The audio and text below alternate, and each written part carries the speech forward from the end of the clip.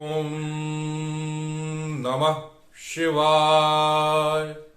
नमस्कार मित्रों, हाजिर हुए पंडित ब्रजेश वशिष्ठ एक बार पुनः आपके बीच में बहुत कुछ नया लेके। किंतु मित्रों, मैं आप लोगों से कहना चाहता हूं, ठीक है आपकी कुछ शिकायत है कि मेरे वीडियो परमानेंट आपके पास नहीं पहुंच पा रहे हैं। लाइव सेशन भी इधर कुछ हफ्तों से मैं नहीं हो पा रहा था, आप लोगों को कुंडलियां लाइव होके नहीं देख पा रहा था। उसके पीछे का रीजन सिर्फ यही है कि एडिटिंग से लेके शूट तक मैं अकेले करता हूं, अकेले ही वीडियो बनाता हूं और काम का बोझ इतना ज्यादा रहता है जिससे थोड़ी सी चीजें, बहुत ज्यादा तो नहीं लेकिन थोड़ी सी चीजें इधर से उधर हो जाती है, थोड़ा सा टाइम लग जाता है। लेकिन मैं कोशिश करूंगा, महादेव की अगर कृपा रही तो अब ऐसी स्थिति नहीं बनेगी। दूसरी, कुछ मेरे दर्शक ये कहते हैं मुझसे कि गुरुजी आप ज्योतिष के विषय में बहुत अच्छा जानते हैं और जो ज्योतिष के विषय में बताते हैं वो आपका बेस्ट होता है, तो आप प्लीज फलादेश राशियों के विषय में बताइए और सूत्रों को बताइए ज्योतिष के। तो मैं उनसे यही कहना चाहूंगा कि अभी मेरे पास, मैंने फिर कहा, मुझे 1 साल हो गए हैं लेकिन अभी मेरे पास वो चीजें समझ में नहीं आ रही हैं कि किस संसाधनों के माध्यम से मैं आपको सूत्रों को समझाऊं और उस सूत्रों के माध्यम से कैसे आप इनको निकाल पाए। लेकिन मैंने अब एक योजना बना ली है, सारी चीजें मेंटेन हो चुकी हैं। अगले हफ्ते से आपको अच्छी अच्छी चीजें ज्योतिष से भी जुड़ी मिलेंगी, चाहे आप ज्योतिष संबंधित कार्य कर रहे हैं या नहीं कर रहे हैं, फिर भी आपको ज्योतिष से जुड़ा कुछ ऐसी ऐसी ट्रिक मिलेंगी जिससे आप सरलता से जान सकते हैं कि आपके जीवन में क्या हो रहा है, क्या होने वाला है। साथ में मैं कुछ चीजें ऐसी भी बताऊंगा जिसके लिए मैंने बहुत प्रयत्न किया है। कैसे एक भूमि को देख के आप ये जान सकते हैं कि इस भूमि के नीचे कहां पे हड्डी यानी शल्य दोष है, और उस भूमि को वहां पे खुदवाइए और वहां पे वो दोष आपको, वो हड्डी वहां से निकल जाएगी। ऐसे सूत्रों को भी आप लोगों के सामने खोलूंगा जो कोई नहीं खोलता है। चलिए, आज एक छोटा सा विषय लेके आया है, लेकिन ये छोटा सा विषय बहुत बड़ा विषय है। आपने इसको सुना होगा, लेकिन जिस तरह से मैं बताने जा रहा हूं इसको आत्मचिंतन करके देखिएगा। आपको वास्तु और जानवरों से जो तालमेल बनता है, आपके वास्तु और जानवरों का जो तालमेल बनता है, उस तालमेल से आप जान सकते हैं कि आपके आसपास, आपके घर में कौन सी घटना घटने वाली है, क्या लाभ होने वाला है और क्या हानि होने वाली है। ज्यादा समय न लेते हुए आते हैं अपने टॉपिक पे। मित्रों, अगर आपके भवन में अगर बिल्लियां प्राय आके लड़ने लगे, बिल्लियां आपस में झगड़ा करने लगे, तो समझ जाइए घर में विघटन की स्थिति होने वाली है, लोगों में मतभेद होने वाला है और एक दूसरे से विवाद उत्पन्न होने वाला है।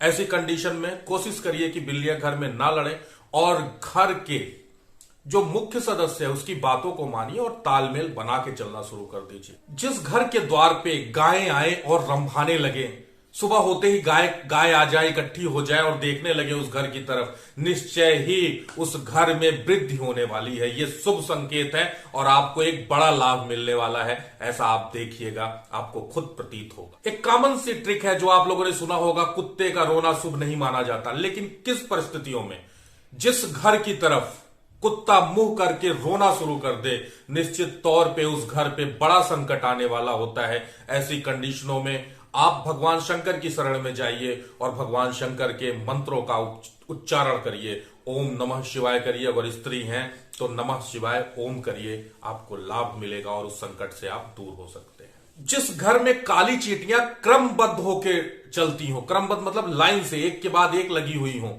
तो उस घर में ऐश्वर्य की वृद्धि होती है। लेकिन ऐसे कंडीशनों में जहां पे ऐसी स्थितियां बनती हैं, वहां पे मतभेद की समस्या भी बन जाती है, परिवार में आपस में मनमुटाव की कंडीशन भी बनती है। तो ऐसे सिचुएशन में ऐश्वर्य की प्राप्ति तो हो रही है, ठीक है, किंतु आपस में मतभेद ना होने दे, तालमेल बना के चले, क्योंकि उसी से उस घर का भाग्य चल रहा है। एक कॉमन सी प्रक्रिया, घर में मकड़ी के जाले लग जाते हैं, आप उसे साफ करते हैं लेकिन किंतु पूरी तरह मकड़ी के जालों को साफ नहीं कर पाते। मकड़ी के जाले घर में लगना शुभ नहीं है। मकड़ी के जाले हमारे घर की ऊर्जाओं को, यानी जो शुभ ऊर्जाएं हैं, जो पॉजिटिव एनर्जी है, उसको वो रोकते हैं। इसलिए आप देखते होंगे जहां कोई नहीं रहता, अंधकार रहता है, वहां मकड़ी के जाले सबसे अत्यधिक होते हैं, क्योंकि वहां पे पॉजिटिव ऊर्जा नहीं पहुंच पाती। अगर आपके घर के आसपास मोर आता हो, अगर आपके घर पे मोर आता हो, तो निश्चित तौर पे जिस स्थान पे आप रह रहे हैं वो अत्यंत ही शुभ है और फलदायक है। और अगर आपके बाउंड्री पे या छत पे मोर आके कुछ देर के लिए रुके, ऐसा कुछ दिनों तक करता है, तो निश्चित तौर पे आपके घर कोई मांगलिक कार्य, बड़ा कार्य होने वाला है। ऐसा तो अमूमन बहुत कम पाया जाता है, लेकिन किंतु जिस घर से बिच्छू कतार में क्रमबद्ध होकर घर के बाहर की तरफ जाते हुए दिखाई दे, निश्चित तौर पे यह संकेत आपको देता है कि लक्ष्मी की हानि होने वाली है और दरिद्रता आने का संकेत बनता है। ऐसे कंडीशन में कनकधारा स्तोत्र का पाठ करें और वैभव लक्ष्मी का व्रत उठा लें, निश्चित तौर पे आपको लाभ मिले। किंतु इसके विपरीत अगर आपके घर में पीला बिच्छू निकलता है, आप किसी कार्य को, किसी प्रॉपर्टी को लेने जा रहे हैं और पहले खुदाई में वहां से पीला बिच्छू निकलता है, तो निश्चित तौर पे वो धनदायक है और धन का सूचक है। अगर आप वहां पे निवास करते हैं, अगर आप वहां रहते हैं, वहां पे व्यापार करते हैं, तो आपके लिए वो अच्छी स्थिति बनाने वाला है। एक बात और जानने की है, अगर घर में बिल्ली आके विष्ठा करके चली जाए तो थोड़ी सी परेशानी होती है, बदबू थोड़ी सी आती है, किंतु यह लक्षण आपकी तरक्की के लिए है और आपको सुविधा प्रदान करती है। निश्चित तौर पे कुछ बड़ा लाभ होने वाला है।